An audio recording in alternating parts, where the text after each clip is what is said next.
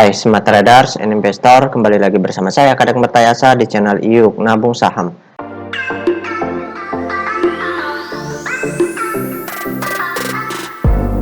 Nah, di episode kali ini kita akan membahas salah satu perusahaan yang direquest oleh Rudy Wowor. Kode sahamnya DMND, nama perusahaannya yaitu PT Diamond Food Indonesia Tbk. Oke, untuk mempersingkat waktu langsung saja kita cek datanya di aplikasi iPod. Jika Anda menyukai konten-konten kami mengundang Anda untuk mengklik tombol like dan subscribe agar Anda mendapatkan video terbaru kami setiap minggunya. Nah, selanjutnya di sini kita ganti kode sahamnya DMND, kemudian kita enter. Nah, kita perpanjang time frame-nya dulu supaya lebih oke kelihatan grafiknya. Nah, kalau kita lihat grafiknya di sini selama beberapa bulan dari bulan Januari ya sampai bulan September, Oktober, November bulan ini itu kalau kita lihat di sini selama beberapa bulan cenderung sideways seperti itu. Nah, sekarang kita ingin lihat aksi dari investor besarnya selama sebulan lebih terakhir dari tanggal 3 Oktober sampai dengan tanggal penutupan terakhir kemarin di tanggal 11 November. Kita ingin lihat apakah investor besarnya akumulasi atau distribusi seperti itu. Dan kita lihat nanti berapa banyak kepemilikan investor besarnya. Seperti itu. Oke, langsung saja kita cek data broker summary-nya ya. Kita klik kolom Broksum. Nah, selanjutnya di sini kita ganti kodenya DMND. Kemudian tanggalnya kita ganti di sini. Oke, tanggalnya 11 ya.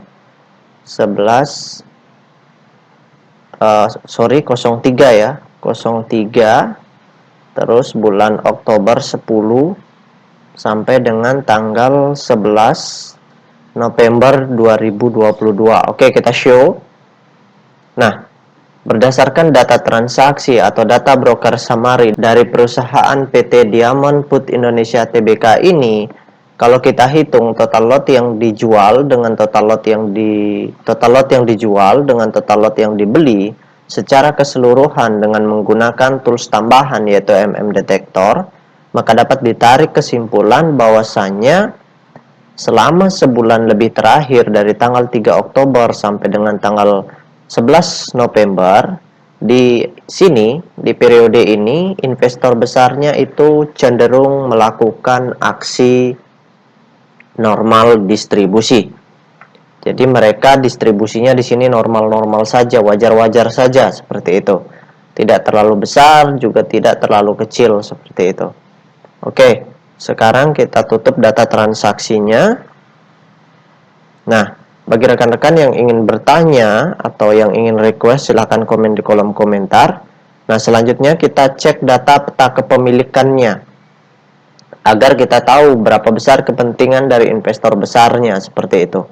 Dan apakah perusahaan ini berpotensi bangkrut atau tidak seperti itu.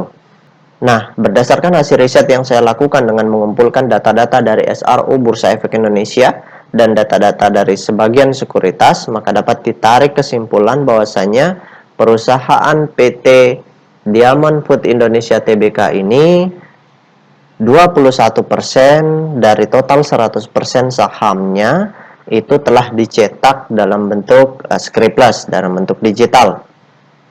Nah, dari 21% itulah yang akan kita perhatikan.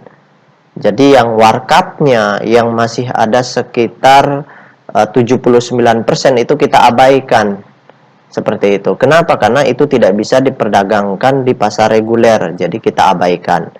Itu tidak bisa menyebabkan kenaikan harga.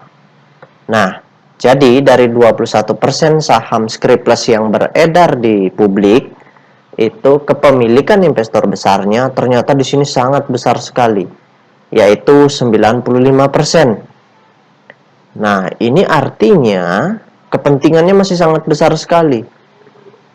terlihat dari investor besarnya pun memiliki barang yang sangat banyak. Jadi uangnya mereka masih tertanam di sini dalam bentuk sertifikat sertifikat saham Scriptless itu masih banyak sekali. Jadi kalau ciri-ciri perusahaan yang mau ditinggalkan, yang akan bangkrut, itu adalah investor besarnya sudah menjual seluruh saham Scriptless-nya ke publik, seperti itu. Jadi retail berlebihan, mungkin retailnya sekitar 90%, nah itu sudah berbahaya. Kalau saham Scriptless-nya saja masih dikuasai begitu banyak, kemudian yang dicetak juga masih sangat sedikit, itu tandanya perusahaan ini masih sangat bagus dan berprospek seperti itu.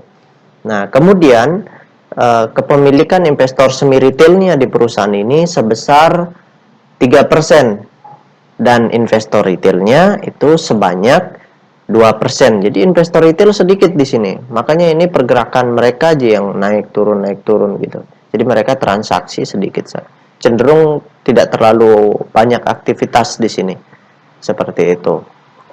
Nah, ternyata pemilik 96% saham Scriptless-nya itu adalah Citibank Singapura. Jadi investor asing menguasai saham Scriptless-nya di perusahaan ini. Jadi kalau mereka tidak melakukan aksi beli, ya harga tidak akan naik gitu. Kalau mereka tidak jualan juga harga tidak akan turun. Kalaupun ada retail yang 2% itu transaksi palingan naik turun, data kan terlalu signifikan. Ini bisa jadi yang markup retail juga, tetapi kemudian retail yang lain menghajar seperti itu. Karena di sini pun investor besarnya transaksi kecil sekali, distribusinya kecil sekali, seperti itu. Nah, dan yang paling penting adalah investor besarnya tidak perlu akumulasi karena mereka yang menguasai barang. Jadi mereka yang bisa langsung borong kanan, habis itu naik, auto reject atas, borong kanan lagi, auto reject atas lagi, borong kanan lagi, auto reject atas. Sampai harganya tinggi, nanti muncul berita positif, kemudian retail tertarik membeli. Nah, ini disitulah kesempatan investor besarnya menyerap dana kita. Menyerap dana investor retail seperti itu. Karena retailnya yakin akibat berita positif, akhirnya mereka jualan seperti itu. Palingan mereka jualan sedikit juga, tidak terlalu banyak. Kalau misalkan kepentingan mereka masih sangat besar, kecuali mereka sudah ingin meninggalkan perusahaan ini, barulah mereka akan menjual sebesar-besaran saham yang mereka miliki seperti itu.